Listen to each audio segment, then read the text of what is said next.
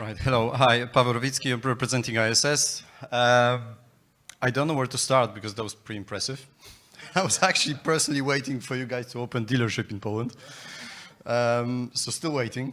That what I'm going to say is probably not going to be as sexy as what you've just heard because pretty much mostly because we are not household name. ISS is an integrated facility management company. So we work with businesses to service their offices, airports, hospitals, army buildings, public contract services, private contracts, etc., etc. We work large scale contracts. So to give you a flavor. Quite recently, we contracted Deutsche Telekom, for example. Within, I think, 4 or 5 months, we had to ramp up 6,000 technicians with 6,000 cars. So that's the scale we operate with. You probably don't know us, but there's a good chance that we know you, because there's a very big chance, not that we that we listen to you privately, but we are the biggest facility management company in the world currently. We employ almost 400,000 employees. So there is a scale, there's a big chance we operate in your office or we cleaning the airport that you flew in from or into. And I'm not sure, but there's a good chance we actually operate this building as well. But maybe I'm wrong. There's many of us.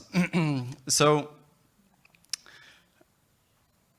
we have been on the market for 100 years, over 100, I think 120 now.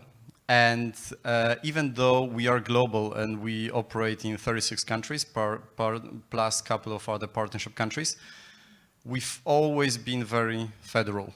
So each country operated in its own kingdom rights, right? The bigger account you had, the more power you've had within the group. So only recently, a couple of years ago, we started actually a whole transformational journey in every single aspect of the company. Whatever you look into in ISS, there is a transformational program being implemented because we're trying to be truly global.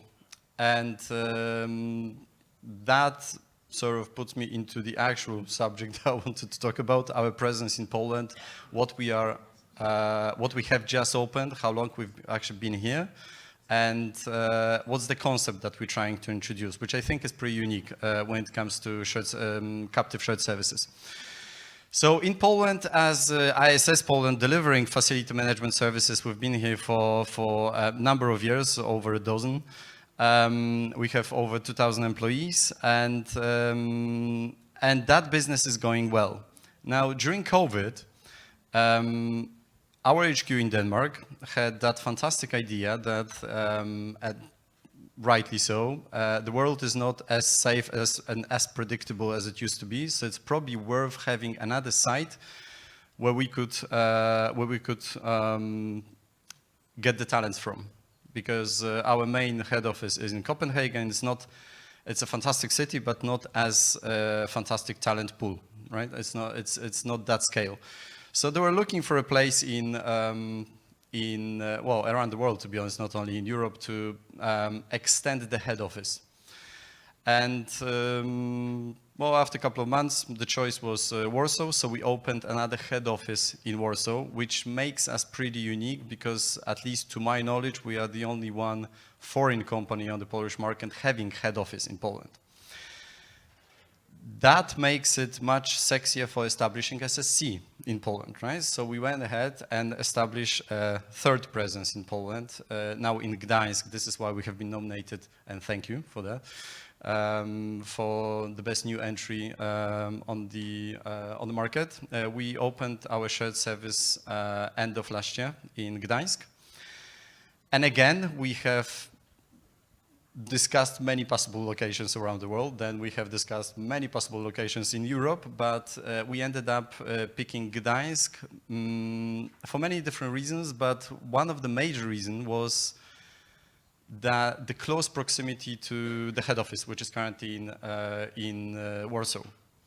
What it means for our people is that the career paths that we are designing in our shared services are closely linked with the group career paths, right? So it's not only that, I don't know, being a P2P accountant means for me that I'm going to be a senior P2P accountant and maybe team leader and that's it.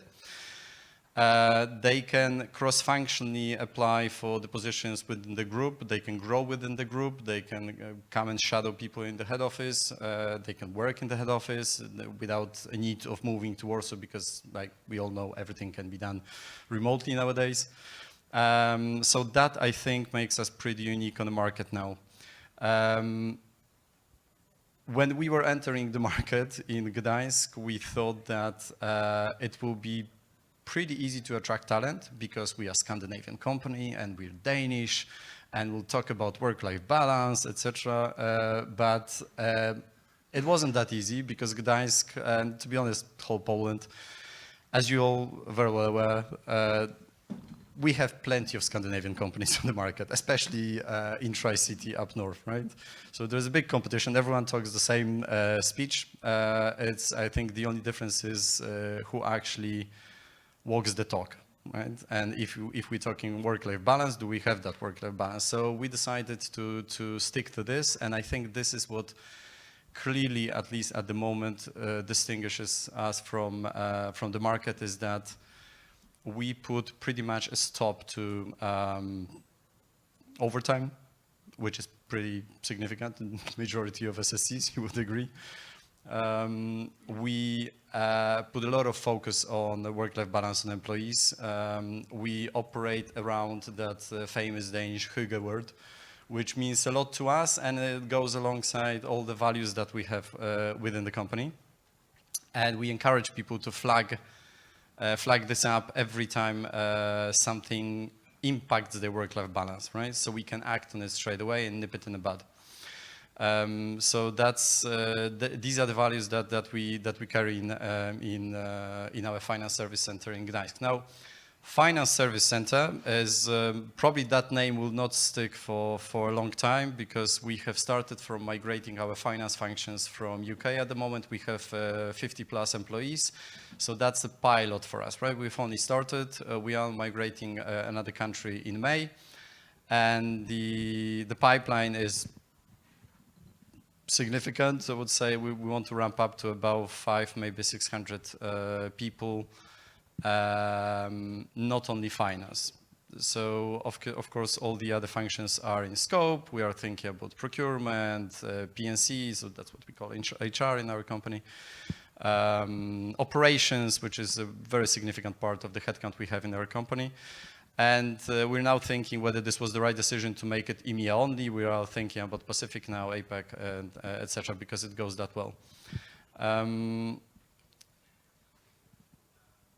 One thing I think which is important to notice when it comes to our shared service is that apart from creating career paths alongside the groups or the HQ's career paths, we have a seat at the table.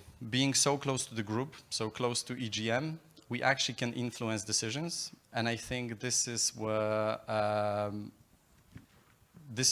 success story will begin.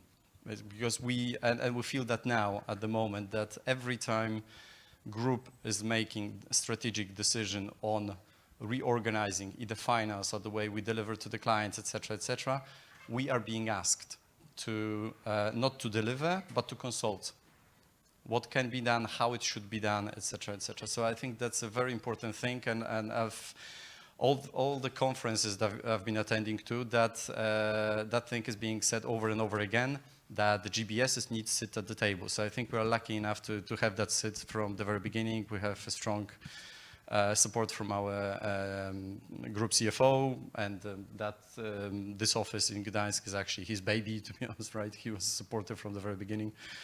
So I think that counts very much, and we are the way we are placed as a shared service in Gdańsk within group strategy and group governance is that we are not a center which delivers. We are enabler of the, officially an enabler, and in real life as well, the enabler of our group strategy. And the group strategy related to finance, for example, is that CFOs, local CFOs in all 36 countries should be focusing more on the business growth, on finance reorganization, and less on transactional and operational side of this. Right? So we are enabling this by essentially taking it away, centralizing it, optimizing it, automating it, and then, well, we're still thinking whether we're going to operate later on in GBS model, so together with the BPO provider, splitting the transactional work from added value stuff.